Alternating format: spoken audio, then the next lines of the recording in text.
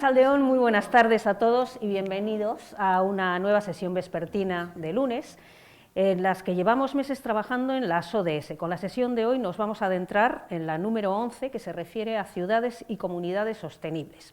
En este caso vamos a hacerlo de la mano de Álvaro Sevilla Buitrago y una ponencia que lleva por título La ciudad en común, una introducción a su historia.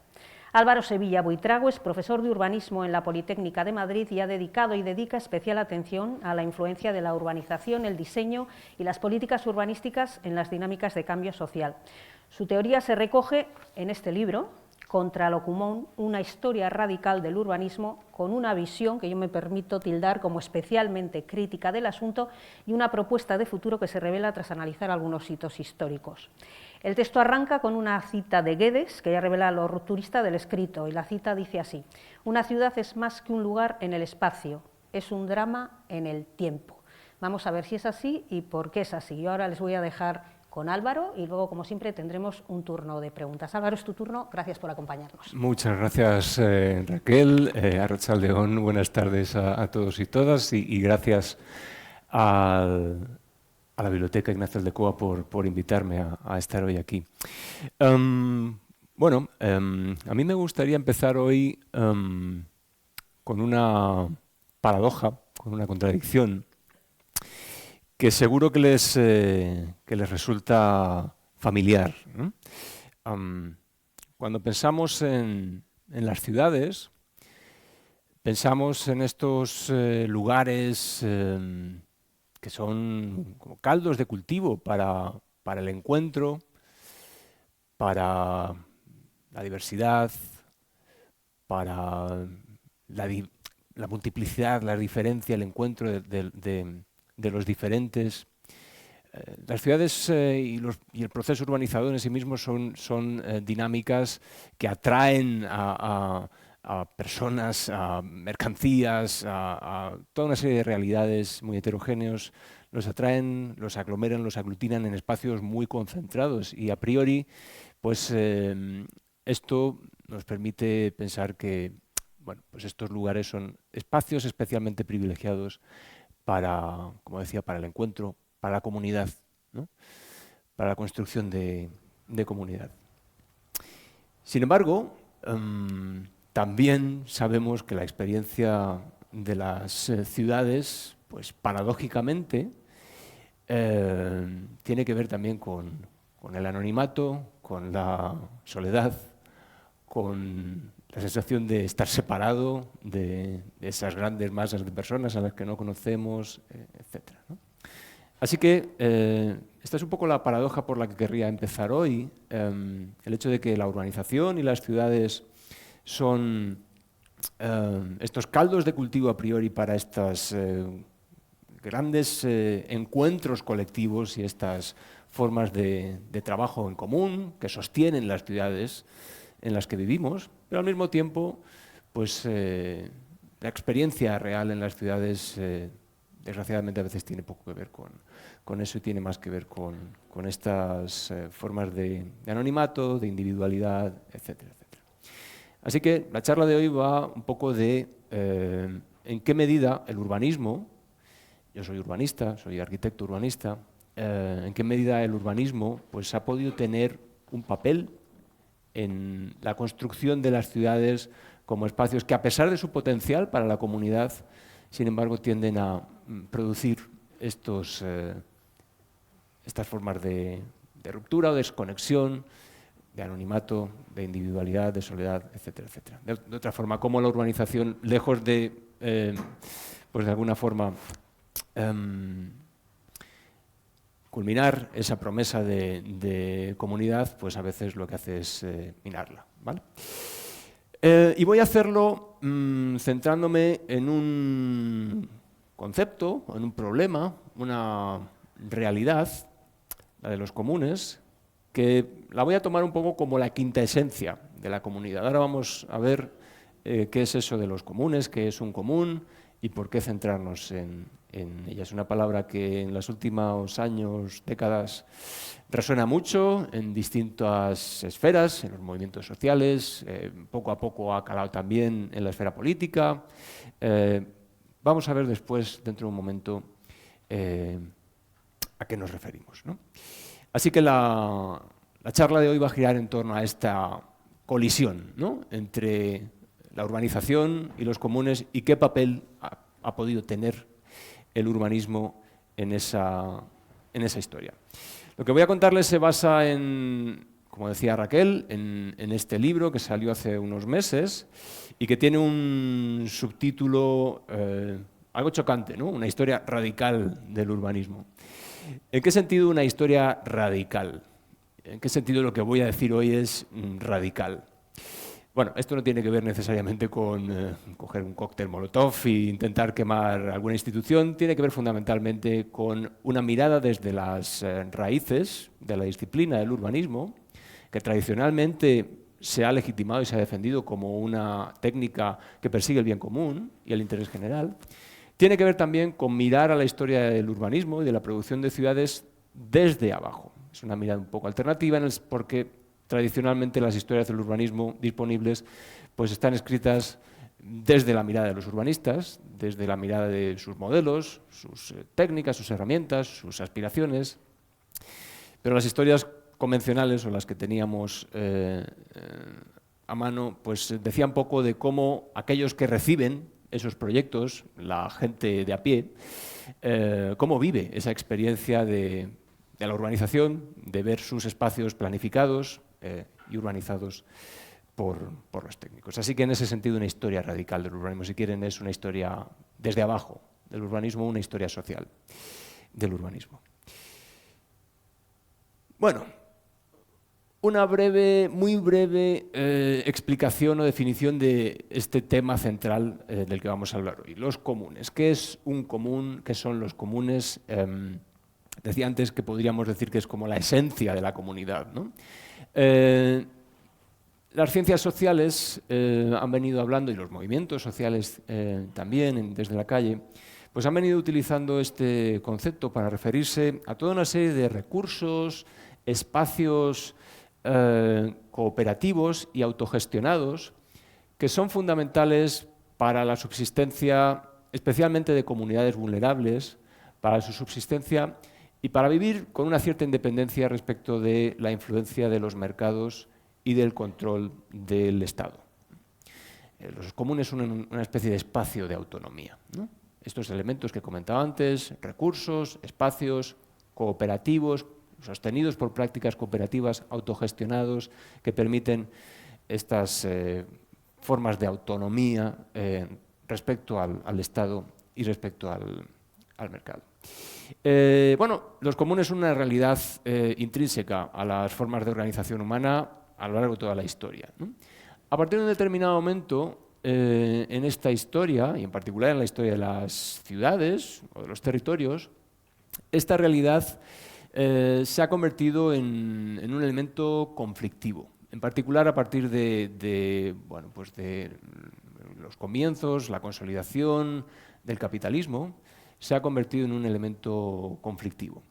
El motivo, para decirlo de forma sencilla y rápida, pues tiene que ver precisamente con esta oportunidad que provee estas formas de organización y de trabajo colectivo, la oportunidad que da a estas comunidades de preservar formas de autonomía respecto del mercado y del Estado, ¿no? En la medida en que los comunes, y ahora veremos ejemplos concretos, primero esta parte es un poquito abstracta, ahora ilustraremos con ejemplos concretos, pero en la medida en que esas formas de trabajo colectivo o de cooperación permiten a esas comunidades subsistir al margen de las normas que van haciéndose, que van imponiéndose o consolidándose, y especialmente del avance de los mercados que poco a poco van pues subsumiendo cada vez más dimensiones de la vida social en sus mecanismos, pues estas realidades se hacen un poco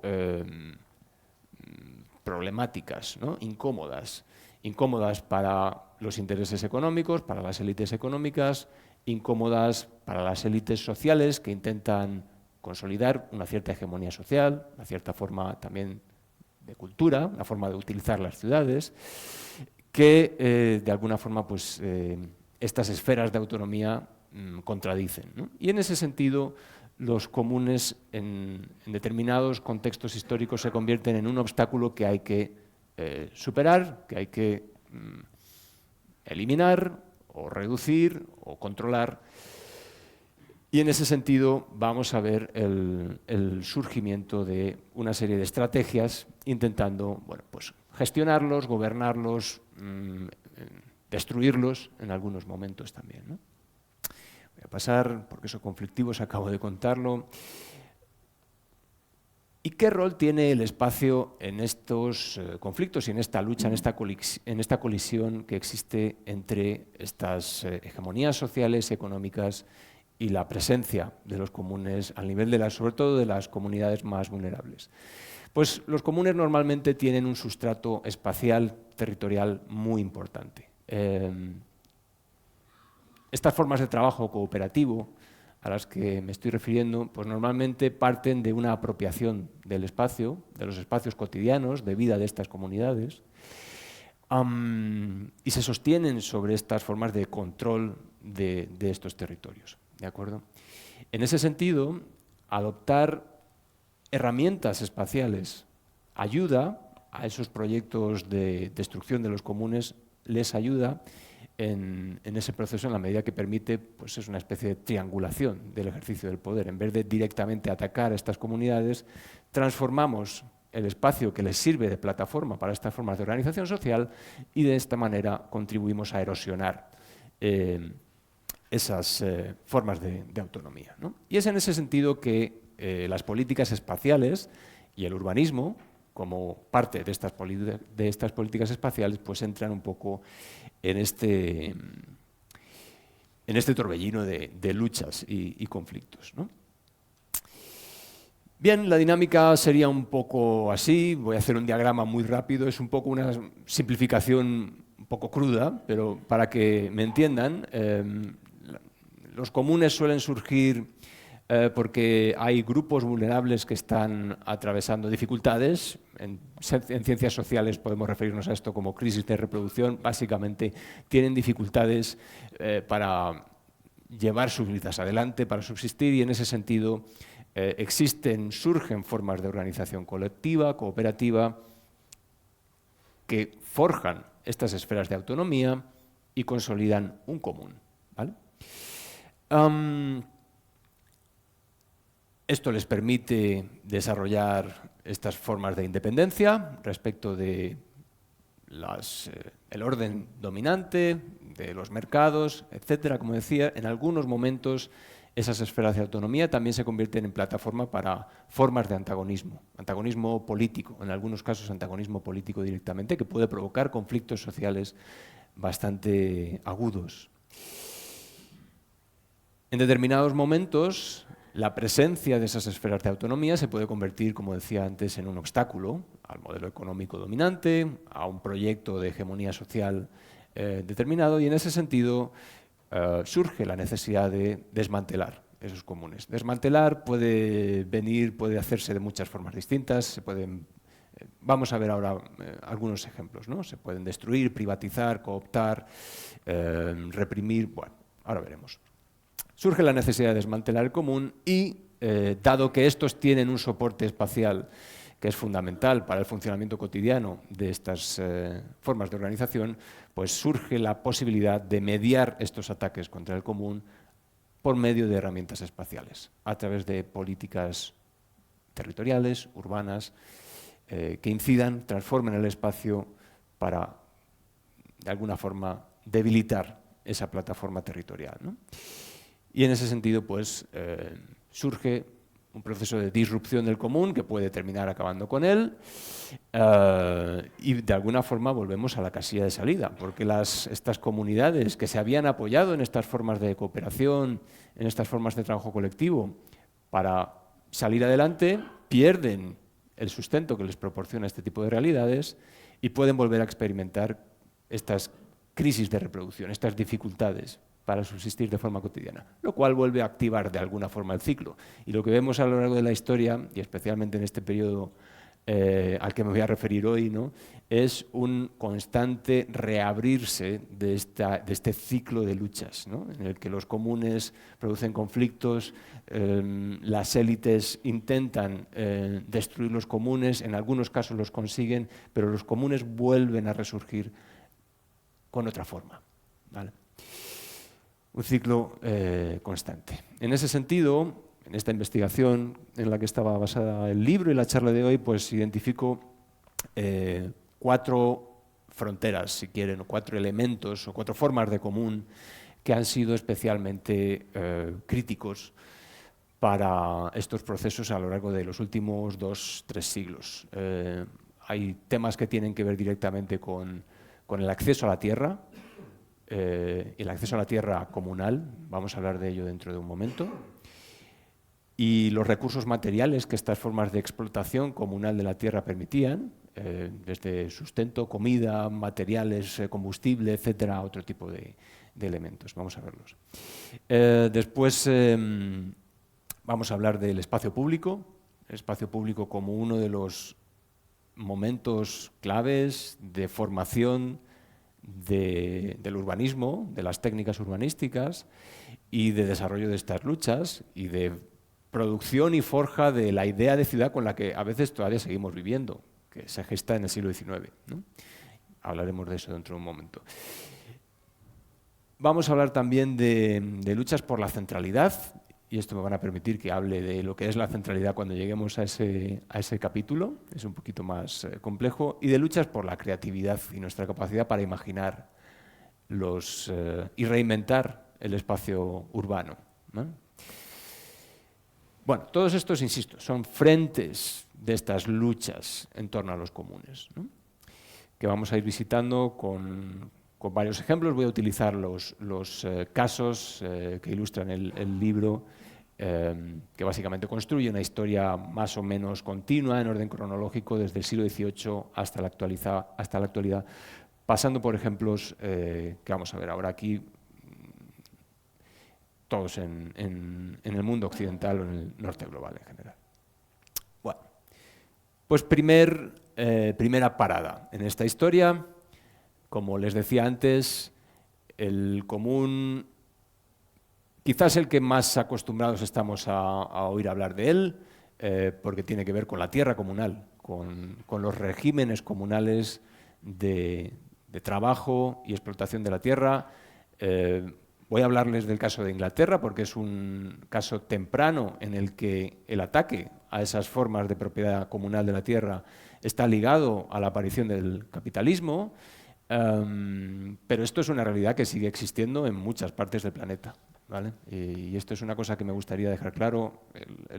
El libro y la charla de hoy es una charla sobre historia, sobre el pasado, pero los problemas de los que estoy hablando son problemas abiertos en muchos lugares del planeta, especialmente en el sur global, en países del sur, en estos momentos. Y por ejemplo, pues ahora mismo estos temas de los que voy a hablar, de los ataques a los regímenes comunales de trabajo de la tierra, pues están a la orden del día en África, en América Latina, etcétera, donde se están viviendo campañas de acaparamiento de tierra por grandes corporaciones desde hace un par de décadas y a una escala muy, muy masiva, incluso mayor que la que voy a hablar hoy. Bueno,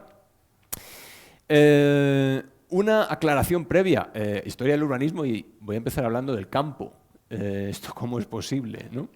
Bueno, pues esto tiene que ver con una corriente reciente de trabajo en el mundo más académico, que nos habla de la necesidad de comprender las dinámicas que suceden en el campo y la ciudad de forma entrelazada. Tradicionalmente los estudios urbanos, los estudios de las ciudades se han centrado en las ciudades y han desatendido un poco las dinámicas de los territorios, sin los cuales las ciudades no podrían existir. Los territorios que dan soporte a las ciudades porque producen todos aquellos bienes, comida, recursos energéticos, etcétera, de los cuales dependen las ciudades.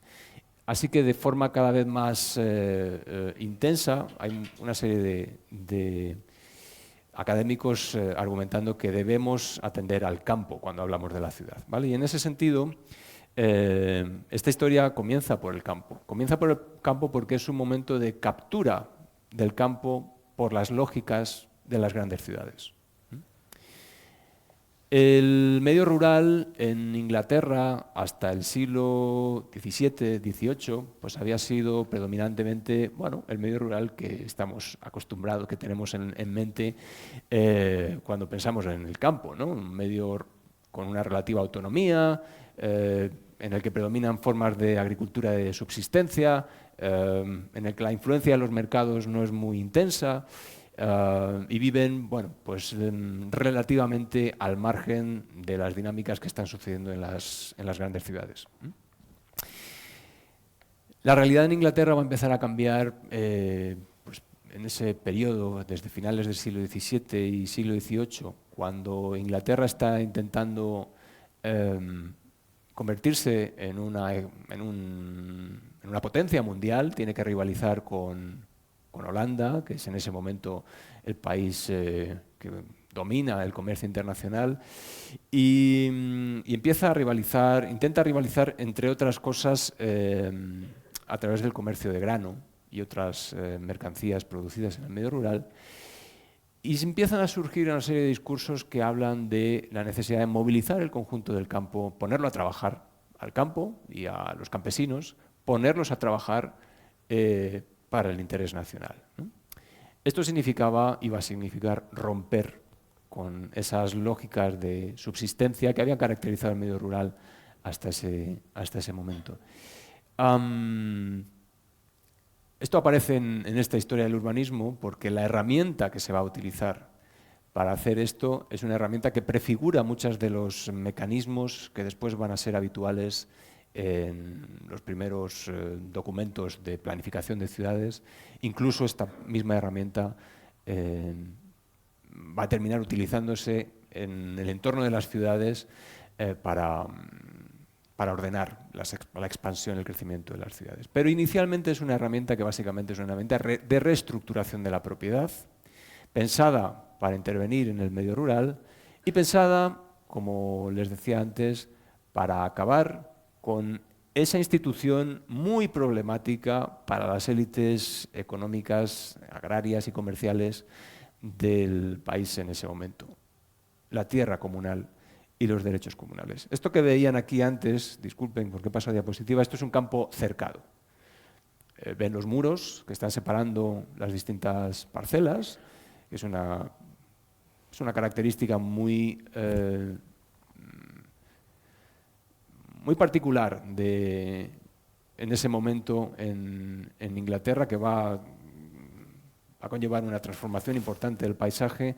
Hasta ese momento el paisaje en Inglaterra era un paisaje predominantemente de campos abiertos, especialmente en las regiones más fértiles era un paisaje de campos abiertos. Lo de los campos abiertos significaba que estos campos no estaban divididas, las parcelas no estaban divididas, aunque existían parcelas asignadas a propietarios individuales, no existían divisiones internas, porque la concepción de la propiedad era fundamentalmente distinta a la que tenemos hoy día.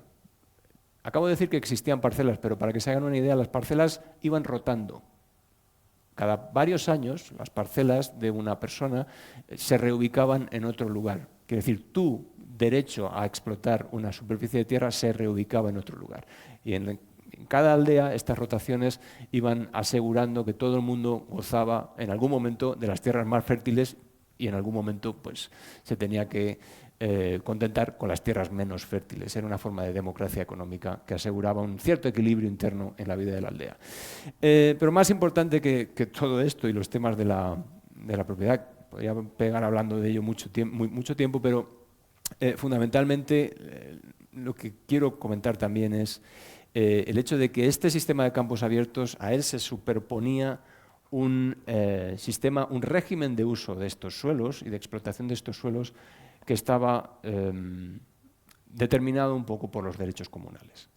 Esto quería decir que, con independencia de que una persona pudiera ser propietario de un determinado suelo, una determinada parcela, esa parcela, ese territorio, estaba abierto al usufructo por parte de una parte importante de la población de la aldea. Esto variaba en función de la región, del lugar, pero una parte importante de la población de la aldea tenía derecho a beneficiarse de una serie de usufructos obtenidos pues, del espigueo, de la recogida de combustible, de la recogida de material para elaborar herramientas, para construirte una cabaña, etcétera, etcétera. Todo esto era una serie de servidumbres comunales que recaían sobre la propiedad, entre comillas, privada, ¿vale? Y luego además había una parte importante de territorio que directamente era tierra comunal, tierra del conjunto de la aldea, ¿no? Bueno, ahí tienen, voy a pasar rápido, tengo muchas diapositivas y muchas imágenes, así que voy a intentar correr, pero ahí hay una distribución, ven esas distribución muy menuda de pequeñas parcelas, obedecía a estos intentos de distribuir de forma homogénea el suelo entre todos los habitantes de la parroquia, pero sobre todo existían luego toda una serie de derechos o prácticas que permitían especialmente a las familias más humildes pues sustentarse de una forma más o menos cómoda sin depender exclusivamente del trabajo asalariado, lo cual inhibía el avance de los mercados, del trabajo industrial y, en definitiva, del capitalismo. Eso que ven ahí, pues, por ejemplo, van a aparecer varios cuadros de Thomas Gainsborough, que es un pintor que ilustra extraordinariamente la presencia de este tipo de prácticas. Son los bordes de uno de estos campos en un bosque y ven que hay una serie de figuras que aparecen por ahí y pueden ver, bueno, lo señalo directamente con la mano, un señor haciendo acopio de combustible. Aquí hay otra persona, no se ve muy bien porque no tiene mucho brillo el cañón, pero hay otra persona que se vuelve a la aldea también habiendo recogido leña. Por ahí hay una vaca pastando. Aquí hay unas personas que están seguramente intentando excavar turba superficial para utilizarla como combustible, pero al mismo tiempo, como ven, pues están charlando de forma bastante ociosa, ¿no? Cosa que era bastante habitual. Estos espacios de ejercicio de los derechos comunales eran una especie de espacios públicos también en estas aldeas, ¿no? Y lo vemos una y otra vez. Espero que podamos verlo porque los cuadros, algunos son muy oscuros, pero aquí de nuevo pues tenemos, no se ven, están aquí. Pero vemos ahí una serie de vacas bebiendo de un arroyo y junto a ellas pues hay dos mujeres y un niño sentadas, charlando, bueno, alimentando a sus vacas, de las que luego, por supuesto, pues obtendrán una serie de beneficios que, y esto es lo importante de estar a destacar aquí, que les permitirán librarse de la obligación de acudir al mercado para obtener todos esos bienes. Si puedes recoger la leña del bosque, no tienes que comprar carbón. Si puedes mantener una vaca o una oveja, si puedes recoger grano después de la cosecha, haciendo ejercicio del espigueo, puedes hacer pan.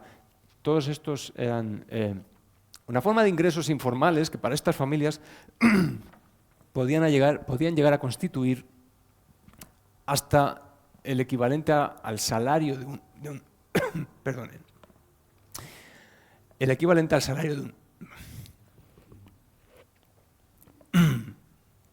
el equivalente al salario de un varón adulto.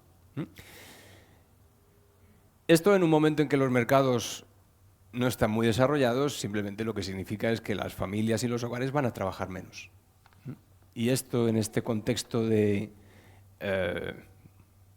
proyecto de movilización del territorio nacional y de la mano de obra nacional para intentar superar a Holanda, pues esto a las élites les molestaba mucho. Y es por eso que vemos el comienzo de estos desarrollo de estos procesos de cercamiento, de reestructuración de la propiedad, que van a terminar con la realidad de la tierra comunal y los derechos comunales.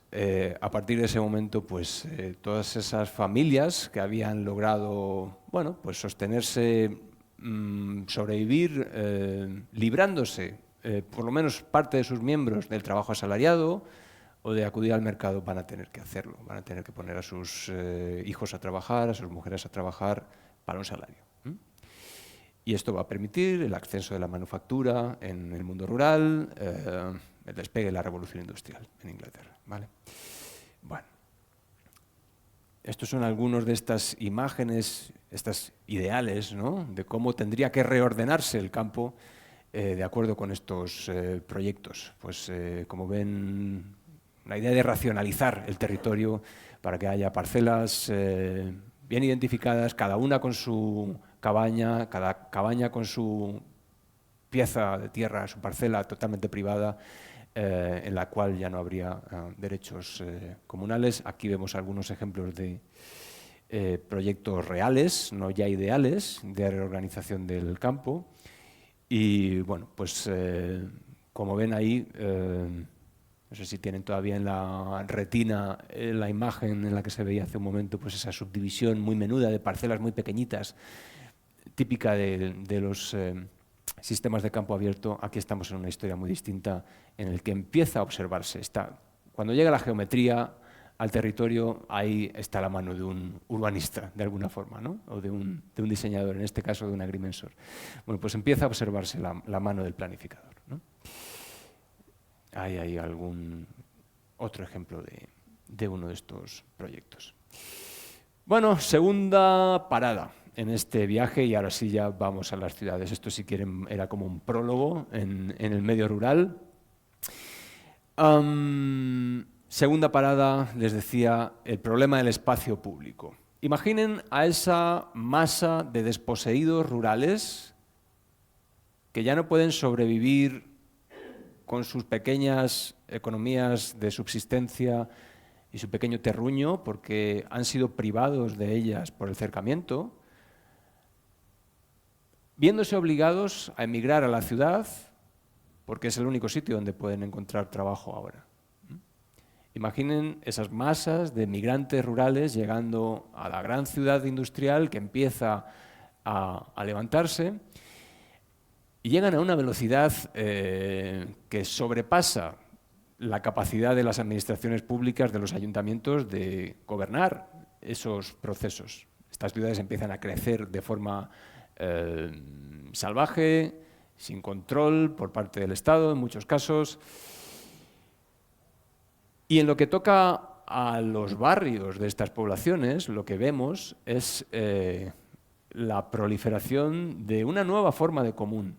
Ya no es el común de la tierra comunal, del mundo apacible de la aldea y el bosque. Ahora es el común ruidoso, caótico, del espacio público en esos barrios populares de la ciudad industrial, ¿vale? Los casos de los que voy a hablar están tomados de Nueva York y Chicago, que, como saben, pues crecen durante este periodo. Estoy hablando fundamentalmente de la segunda mitad del siglo XIX, crecen de una forma acelerada, alimentándose de oleadas de migrantes, la mayor parte europeos, pero que muchos de ellos vienen del campo, no vienen de otras ciudades, vienen del campo. Y cuando llegan a esta especie de monstruos urbanos, pues intentan reproducir en la medida que pueden parte de las prácticas a las que estaban acostumbrados en sus medios rurales. Así que vamos a ver cosas muy curiosas que dan un tono peculiar al espacio público de estas calles en este periodo. Esas son imágenes de Nueva York. Eso que estoy señalando ahí, con esos circulitos, no se ve muy bien, pero no son perros, son cerdos. Cerdos. En Nueva York, hasta bastante entrado el siglo XIX, década de 1860, 1870, pues había varios miles de cerdos conviviendo con la población en los barrios populares, en las calles, ¿no? Y en los espacios más periurbanos, de las zonas de arrabales, que pueden ver ahí en la imagen de la derecha, pues directamente teníamos pequeñas granjas, ¿no?, con animales de granja, ¿no?, animales domésticos, cabras, gansos, cerdos, ovejas, etc. Bueno, elemento que, por supuesto, desesperaba a las élites. Élites, hay que decir que en ese momento élites económicas muy acomplejadas por cierto sentido de inferioridad con respecto a las capitales europeas. Entonces Nueva York era una ciudad en la que predominaban este tipo de cosas y era una vergüenza para la alta sociedad, ¿no?, de estas ciudades. Pero no solo animales de granja. Todo tipo de prácticas que tienen que ver con esta incapacidad de la administración de hacer frente a estas oleadas de población y todo lo que conllevan. Ahí tienen imágenes de un par de traperos en Nueva York y un grupo de niños, de los muchos decenas de niños que se dedicaban a escarbar en los vertederos y entre la basura para buscar material que podían revender en tiendas, en comercios de la ciudad. Hasta un determinado momento en el siglo XIX la administración de hecho vio este tipo de prácticas con buenos ojos porque les ayudaban a paliar el conflictivo problema de los residuos, de la basura en la calle. No había servicios de recogida de basura en estas ciudades, ¿no? Y hasta un cierto momento pues esto se permitió, hasta que, claro, adquirió una escala tremenda y empezó a colisionar un poco con estas aspiraciones de construir ciudades que dieran otra imagen, ¿no? Bueno, estas son prácticas que hoy entendemos que son totalmente ajenas a una ciudad moderna y seguramente hay cosas en las que yo estaría de acuerdo, ¿no? Toda la parte que afecta a la higiene o la salubridad de este tipo de prácticas en una ciudad.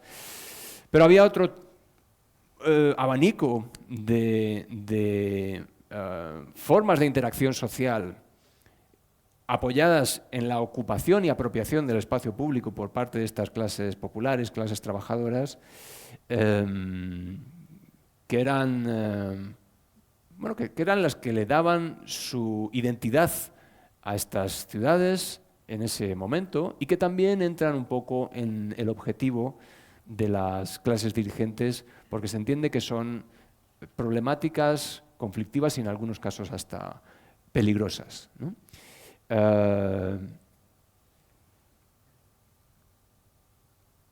Un par de ejemplos. Esto que acabamos de ver pues eran simplemente imágenes de la calle, una calle en verano en Nueva York, repleta de gente hasta altas horas de la noche. Esto que ven aquí son ejemplos de parques producidos por esas clases populares. En ausencia de una administración que creara parques para los habitantes de la ciudad, algunos de estas comunidades que empiezan a desarrollar instituciones propias bastante sólidas, robustas, muchas relacionadas con el origen étnico, nacional de sus habitantes, pues empiezan a producir sus propios parques para el uso de sus vecinos, ¿no? Ahí ven un par de ejemplos. Y alguno de ellos pues, tenía a veces contenidos bastante delicados. El ejemplo que ven a la derecha pues, es un ejemplo de un parque en el que se está desarrollando un encuentro de anarquistas, en el que se dan mítines, contenido político muy explícito y muy agresivo, y en algunos casos, según el informe de la policía en el que aparecía estas viñetas, incluso se hacían experimentos con dinamita, ¿no? En un momento en que Chicago era una auténtica caldera hirviendo, ¿no?, de conflicto político. Bueno, pues para responder a este tipo de formas de apropiación y producción o autoproducción del espacio público, vemos la aparición de una nueva generación de políticas urbanas que buscan suplantar, de alguna forma, reemplazar esas formas de publicidad popular, ¿no? Y es así como nacen ejemplos tan conocidos como Central Park en Nueva York y toda una generación de grandes parques en Estados Unidos, que lo que buscaban era promover precisamente una forma de interacción social correcta, educada. Esto que van a ver aquí pasar, y no sé si lo voy a dejar pasar entero porque puede estar 2 o 3 minutos pasando, eran las ordenanzas de uso que acompañaban al parque. Cuando se crea Central Park no se crea solo el parque, se crea una ordenanza de uso, instrucciones de uso, en la que aparecen todas las cosas que no se pueden hacer en el parque, ¿vale? Y estas ordenanzas, pues como pueden adivinar, enfatizaban especialmente toda una serie de prácticas que eran un poco los ingredientes fundamentales de la socialización de las clases populares en esos momentos, ¿vale? Pues tocar música, beber en la calle, cualquier tipo de contenido político, manifestaciones, etcétera, estaban prohibidos, ¿no? Y frente a eso, pues se promueve este otro forma de publicidad o de interacción pública, ¿no? El decoro, la moralización de las conductas en el espacio público, que son un poco la imagen de publicidad con la que hoy seguimos funcionando, ¿vale? Hay cosas que hoy, si las vemos en un parque público, nos molestan. Esto se está forjando en este momento, en estos lugares y en estas experiencias. Voy a pasar por encima de esto porque todavía tengo un par de ejemplos más de los que hablar, un par de fronteras de peleas en torno a los comunes. Les hablaba antes de la idea de centralidad. Esto es un poquito más complicado. Todos entendemos lo que es un espacio público, un parque público. ¿Qué es esto de la centralidad? Bueno, piensen en un centro urbano, lo que entendemos por un centro urbano y qué entendemos que es característico de un centro urbano, desde nuestra mentalidad o nuestra ideología de hoy.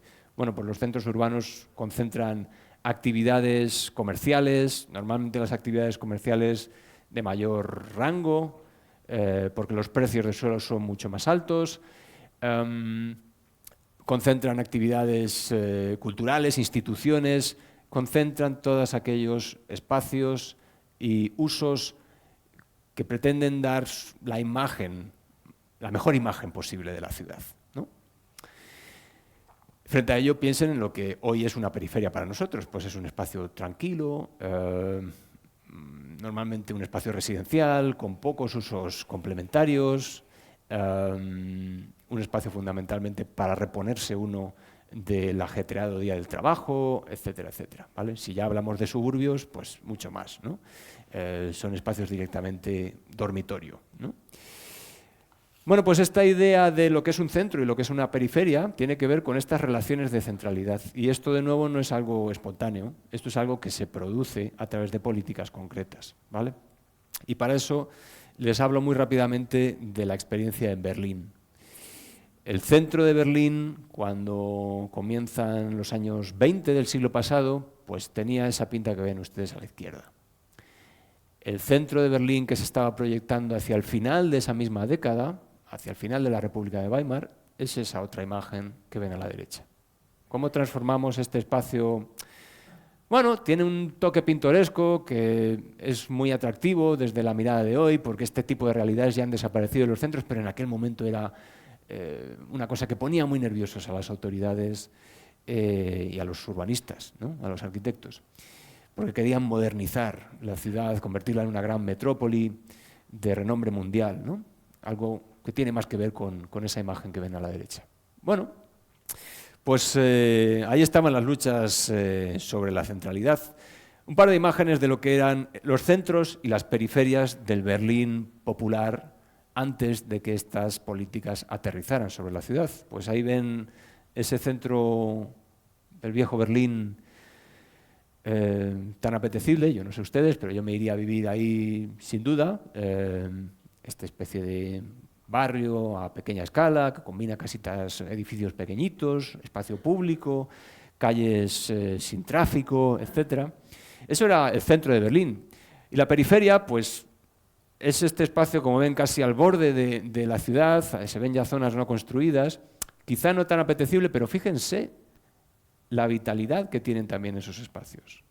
Eso es una tarde de verano, es un cuadro de Hans Baluschek, una tarde de verano en una periferia cualquiera en Berlín. Fíjense la intensidad un poco de la presencia de los habitantes en esos espacios y cómo ese descampado pues, se ha convertido en una especie de espacio de estancia, lo han convertido en un espacio de estancia. Y esta presencia de las clases populares sucedía tanto en el centro como en la periferia, ¿vale? De alguna forma no existía esa segregación que hoy entendemos natural entre centro y periferia, ¿vale? Más ejemplos del centro, pues clases populares haciendo las cosas de las clases populares, ¿no? Limpiando el culete al niño en plena calle, la señora tendera que sale a hablar con la vecina, en los patios de los edificios, pues una especie de circo cotidiano, mucho ruido, niños peleando, niños jugando, niños gritando. Eso eran imágenes del centro, pero estos son imágenes de la periferia, y encontramos un poco la misma historia. Patios interiores llenos de niños jugando. Les he traído un vídeo, desgraciadamente creo que el sonido no va a poder oírse. Esto es una fiesta de barrio en uno de esos patios en las periferias. A ver...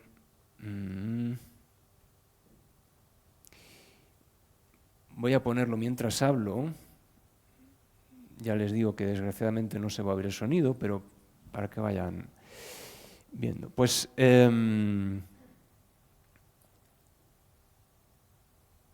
tiene que ver un poco también con el mundo típico de Berlín. Bueno, se saltó. No se preocupen, porque además nos queda poco tiempo. Ese es el mismo edificio que estaba apareciendo hace un momento. La presencia de este tipo de apropiaciones del barrio, tanto en el centro como en la periferia, por parte de estas poblaciones, les decía que en algún momento también se puede hacer conflictiva para el orden social o político dominante. Eso que ven ahí es una imagen de una huelga de alquiler. La República de Weimar estaba ya terminando. De hecho, esto es unas semanas antes de que Hitler llegue al poder. Y es un periodo en el que todo Berlín estaba... una parte del Berlín popular estaba unido en solidaridad por una gran huelga de alquiler, ¿vale? Que estaba mostrando otra vez la capacidad de estas comunidades de organizarse e intentar defenderse en unas condiciones de crisis, ¿no?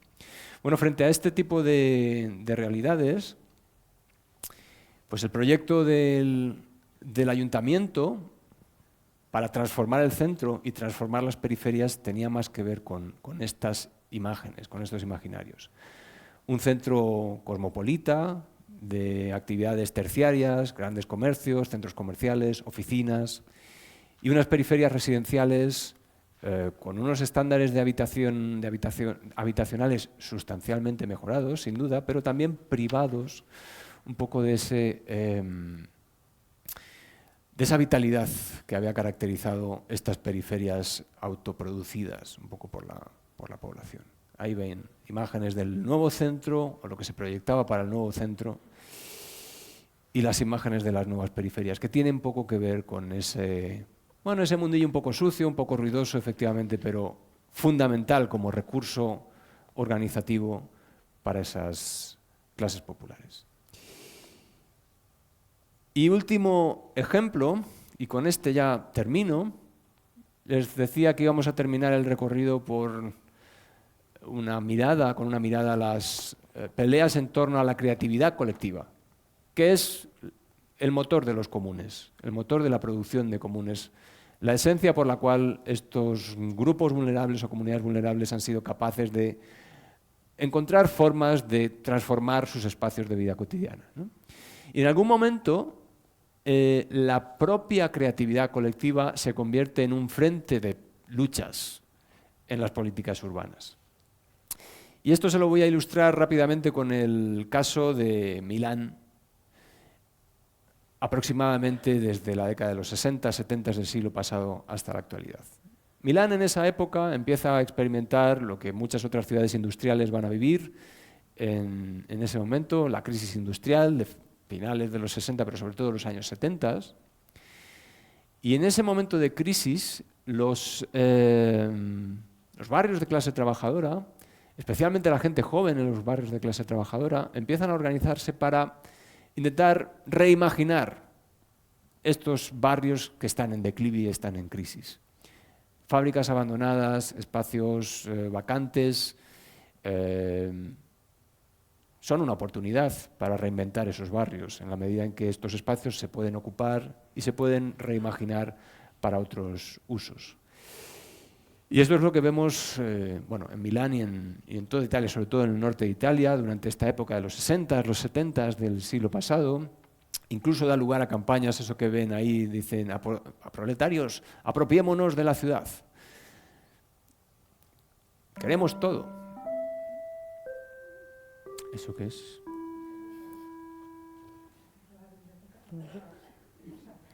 Vale. Bueno, voy cerrando. Voy cerrando.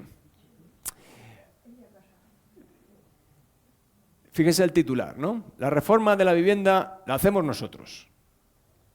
En un periódico militante de la época. La reforma de la vivienda que hacemos nosotros significaba que las listas de espera para obtener una vivienda social pues, eran tan largas y tan inútiles que en algún momento se empiezan a ocupar algunos de estos espacios vacíos o vacantes o abandonados por la crisis para todo tipo de usos, entre ellos el uso residencial. Es un momento de ocupación bastante intenso para crear estas... algunas experiencias efímeras, otras más duraderas, algunas que tienen que ver simplemente con la necesidad de tener un techo, otras que tienen que ver con la búsqueda de espacios para el encuentro. Empieza ahí la tradición de los centros sociales autogestionados en Italia, que continúa hasta el día de hoy. Aparecen otras cosas, yo no sé qué les parecerá a ustedes esto, a mí me parece como mínimo divertido. Estos son noticias que ilustran una práctica que se generalizó en la época que se denominaba las autorreducciones. Las autorreducciones es que en distintos servicios, algunos básicos, otros no tan básicos como estos que ven aquí, se refieren a conciertos de los Rolling Stones o de Led Zeppelin, grupos de personas organizadas pues se autorreducían el precio de esos servicios. En este caso, bueno, se lo autorreducían tanto que intentaban entrar gratis, ¿vale? Eran intentos se presentaban 200 o 300 personas en las puertas y entraban por la fuerza al concierto, ¿no? Y esto en algunos momentos pues llevó a suspender los conciertos y Led Zeppelin dijo que nunca volvería a tocar en Italia y cosas por el estilo, ¿no? Pero las autorreducciones se hicieron bastante habituales en otras cosas más serias. Por ejemplo, los billetes del autobús, la tarifa del gas, la tarifa de la electricidad. Los trabajadores o los habitantes de los barrios más pobres, en colaboración con los trabajadores de esas empresas, montaban campañas de autorreducción que significaba que pagaban por esos servicios lo que ellos consideraban justo, en un momento en el que la inflación, recuerden, los años 70, la inflación estaba golpeando especialmente a este tipo de poblaciones. Bueno, eran estrategias que tenían que ver con estas búsqueda de formas de supervivencia en un momento de crisis, ¿no?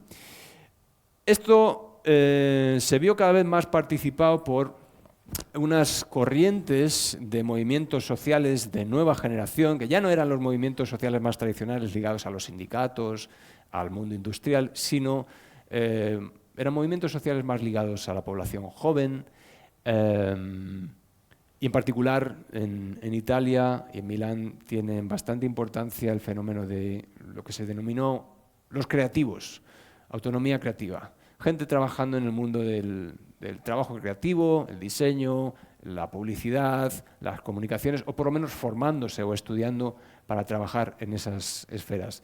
Es la época en la que empiezan a aparecer las radios libres, es la época en la que empiezan a aparecer pues, las formas de revistas, fanzines independientes, y esto se entremezcló, este movimiento cultural, si quieren, se entremezcló con ese otro movimiento de organización social y hubo una especie de fertilización cruzada, ¿no? O de polinización cruzada de estos dos movimientos que durante los 70 especialmente pues, dio lugar a formas de apropiación del espacio bastante interesantes, especialmente en términos de experiencias de uso del espacio público, de control sobre los barrios, de apropiación de espacios abandonados, como decía antes, etc.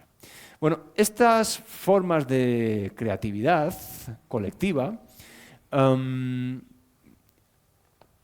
llegan los 80 y se ven obligadas a enfrentarse a un contexto muy distinto, un contexto político muy distinto, ¿vale? Un contexto económico y político muy distinto. Y algunos de las figuras que vivieron desde dentro de estos movimientos en los 60s y los 70s y nutrieron de imaginación a estos movimientos en los 60s y los 70s, preservan estas lecciones aprendidas en lo que tocaba a la apropiación de los espacios y la producción de lugares, en un contexto muy distinto que tiene ya que ver no con la puesta de esas destrezas al servicio de la colectividad o de las comunidades más vulnerables, sino al servicio de sus propias carreras. Y especialmente cuando estamos hablando de gente que está trabajando en el mundo del diseño. En Milán, Milán es una capital del diseño en ese momento muy importante ya. Este tipo de territorialidades empiezan a cambiar un poco de signo político, ¿vale? Parte de lo que hoy se vive en Milán, como la Semana de la Moda, la Semana del Diseño, el fenómeno de Fuorisalone, etcétera, viene de ahí y viene de promotores que inicialmente habían estado colaborando con estos movimientos sociales más radicales y que aprenden, al contacto con esos movimientos sociales más radicales, aprenden estas experiencias de apropiación del espacio. Y este hilo es el que está debajo de los procesos de gentrificación en las décadas recientes en Milán. Cuando hoy vais, si ustedes van a Milán y visitan el centro y ven que cada vez es más difícil encontrar un área de los barrios centrales en las que quede algo de población, ya no voy a decir de clases trabajadoras, pero de clases medias más populares, esto tiene que ver con la expulsión paulatina por la colonización de estos procesos, por la llegada de estos fenómenos de promoción de estos lugares como espacios creativos, espacios para las denominadas clases creativas. Y lo que hemos vivido en estas décadas pues es un vuelco, ¿no?, de la tortilla, en el que hemos pasado de una celebración de la creatividad colectiva como una herramienta al servicio del común a una utilización de la creatividad colectiva y de la capacidad de reinventar los espacios desde abajo al servicio de lógicas de mercado, ¿vale? Y es en ese sentido que hablaba de la captura de la creatividad por parte de estas dinámicas. Eso que ven ahí pues son simplemente algunos ejemplos. Les voy a hablar solo de uno, muy rápido, y con esto termino. Esto es el barrio de Tortona, era un barrio industrial de clase trabajadora, en un área relativamente cercana al centro. Tortona se abandona. En algún momento el ayuntamiento decide llenar parte de esos edificios fabriles vacíos con actividades creativas, cediéndolas a colectivos de artistas jóvenes para que las dinamicen, las revitalicen. Y una vez que lo han hecho, el ayuntamiento expulsa a esos colectivos de jóvenes y los sustituye por empresas gestionando estos espacios con el mismo discurso de la creatividad, del diseño, etcétera, pero en una línea ya, digamos, claramente de funcionamiento en términos de mercado, ¿vale? Bueno, pues ese es un poco el periplo y las etapas por las que quería pasar. Y bueno, pues si quieren, esto es un poco la pregunta para la discusión posterior es: con esta trayectoria y este pasado que tiene esta herramienta, ¿podemos pensar en un urbanismo que funcione de forma distinta, que trabaje de forma distinta, no contra los comunes, sino a favor de los comunes? Pues ahí dejo la pregunta en el aire. Bueno, pues ya decidimos si la formulamos o sí. no la formulamos.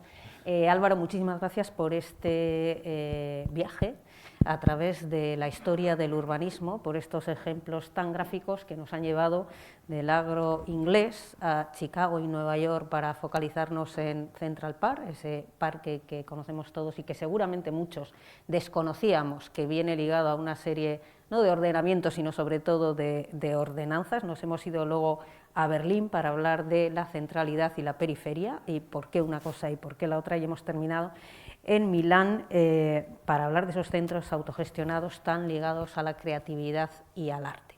Y en todo este periplo que nos has planteado, Álvaro, a mí cuando menos me queda una imagen del urbanismo menos romántica de la que tenía antes de escucharte y sobre todo antes de leer el libro. De hecho, me queda una imagen más ligada al urbanismo como concepto de conflicto y como forma de recorte de libertades. Bueno, lo hablábamos al principio, antes de empezar.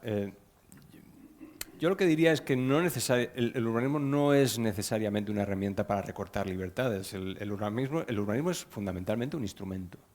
Y el modo en que se utiliza pues depende fundamentalmente de la voluntad política de los grupos que lo ponen en marcha, ¿no? Entonces el urbanismo es como casi cualquier cosa que afecta a la política. El urbanismo es un objeto a decidir a través de luchas sociales. Y el sentido en el que trabaja pues depende de los resultados de esas luchas y de esos conflictos y de esos equilibrios de fuerzas que se producen en determinados momentos. Así que el urbanismo no está predestinado a hacer el mal o recortar las libertades o ser una herramienta de disciplina, ¿no?, contra las clases populares.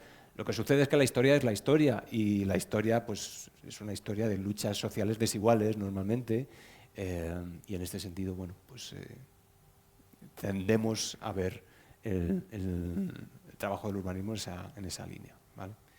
Tengo que añadir una cosa, sí. Y es que estoy diciendo esto en Vitoria, que es Efectivo. un ejemplo bastante positivo, ¿no? Este tipo de argumentos es mucho más fácil de sostener cuando uno viene de Madrid, en el que el urbanismo, pues, desgraciadamente, tiene poco de ejemplar, ¿no? Pero bueno, quería comentarlo también porque no estamos hablando en mal lugar, ¿no?, para hablar de urbanismo. Arrancabas tu ponencia hablando de una mirada alternativa respecto al urbanismo. El libro que presentas hoy aquí lleva el concepto radical dentro del título. En esa mirada alternativa, ¿cómo le miran a Álvaro Sevilla Buitrago el común de los urbanistas? Bueno, yo creo que el campo del urbanismo es muy diverso. Hay que decir que mucha de la gente que llega a trabajar en urbanismo, en España tenemos una particularidad, y es que el urbanismo suelen hacerlo arquitectos. Esto no es muy habitual en otros lugares. Entonces la gente que, habiendo estudiado arquitectura, termina trabajando en urbanismo es porque tiene un especial interés por la dimensión más social o política de la producción del medio construido. Y en ese sentido hay muchos urbanistas progresistas. El problema es que la realidad de la práctica profesional pues es la que es, la práctica profesional está liderada por el mercado, y hay gente que a pesar de que sus ideales van en una línea, pues para sobrevivir y comer tienen que hacer otra. ¿Hay gente molesta por este tipo de visión? Por supuesto, pero también hay mucha gente muy interesada, especialmente entre la gente joven, es decir. Lo cual a mí me da bastantes esperanzas, ¿no? Yo vengo de la universidad y doy clase a gente joven de distintas edades, y en general está siendo muy bien recibido el mensaje. O sea que... Y ahora sí, recupero esa pregunta que lanzabas tú al aire cuando terminabas la exposición y la retoco un poquito, ¿no? ¿De verdad se puede cambiar el futuro? Y si es así, ¿cómo? Bueno, lo fundamental es que exista, en este respecto, como decía antes, pues una inquietud, ¿no? No solo inquietud, sino fuerzas capaces de contrapesar la maquinaria inmobiliaria, que es la que gobierna las ciudades hoy día, en su mayoría. Y bueno, en el momento en que exista esa fuerza social demandando un urbanismo distinto, la parte política vendrá por sí sola, porque los políticos, al fin y al cabo, están ahí porque nosotros los elegimos. Entonces, en ausencia de demandas concretas, la parte inmobiliaria pesa mucho y lidera la toma de decisiones, pero en el momento en que hay fuerzas colectivas demandando que las cosas sean distintas, hay posibilidades de transformarlas. De eso no me cabe la menor duda. Seguro que entre el público hay alguna inquietud más y ganas de saber, ¿eh? Solamente tienen que levantar la mano, les acercamos un micrófono y pueden hacer la pregunta que consideren a Álvaro. ¿No? Sí, allí tenemos una cuestión. ¿Quién ha levantado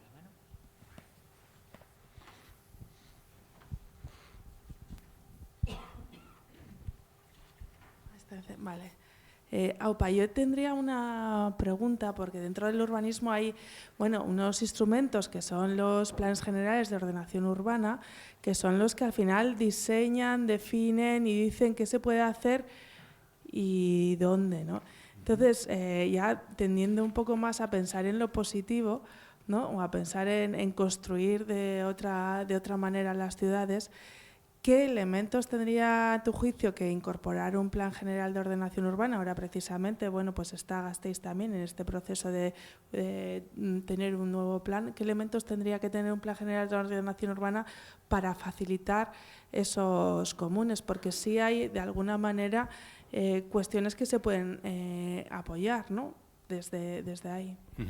A ver, los marcos de planeamiento que tenemos y con los que trabajamos son tremendamente limitados porque están hechos para lo que están hechos. Están fundamentalmente hechos para clasificar suelo y desarrollar las ciudades y construir, ¿vale?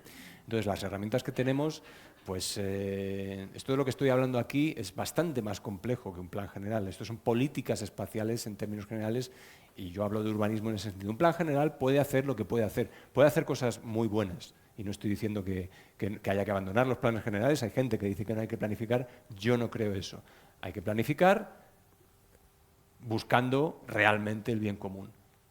Ahora bien, con los planes generales, parciales, con el planeamiento, se pueden hacer ciertas cosas muy importantes, se pueden promover modelos de crecimiento o de no crecimiento de las ciudades muy importantes, pero hay otros aspectos que quedan más allá del alcance de los planes urbanísticos. Hace falta otras políticas urbanísticas, que no son necesariamente planes, para tocar cosas que tienen más que ver con algunas de las cosas que han aparecido hoy aquí, con el modo en que utilizamos el espacio.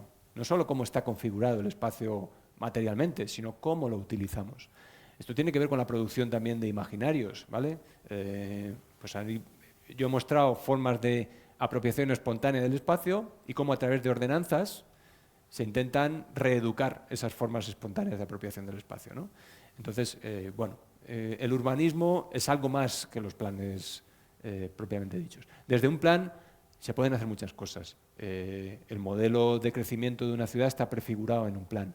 Si una ciudad va a crecer o no y cómo va a hacerlo, se decide en un plan, ¿vale? Y esto sí es una herramienta de la que disponemos y que no hay que prescindir de ella, ¿vale? Y además tenemos la suerte de que, tal y como funcionan los marcos de planeamiento en nuestro contexto, todavía siguen siendo procesos relativamente transparentes, en los que hay oportunidad de información pública, de alegar, de protestar y de reclamar modelos alternativos, ¿vale?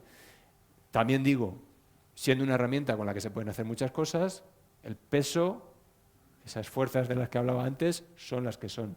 Y los intereses inmobiliarios suelen predominar, ¿vale?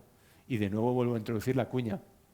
Esto lo estoy diciendo en un lugar que no es tan salvaje como otros a la hora de hacer planes urbanísticos, ¿no? Bueno. ¿Alguna cuestión más?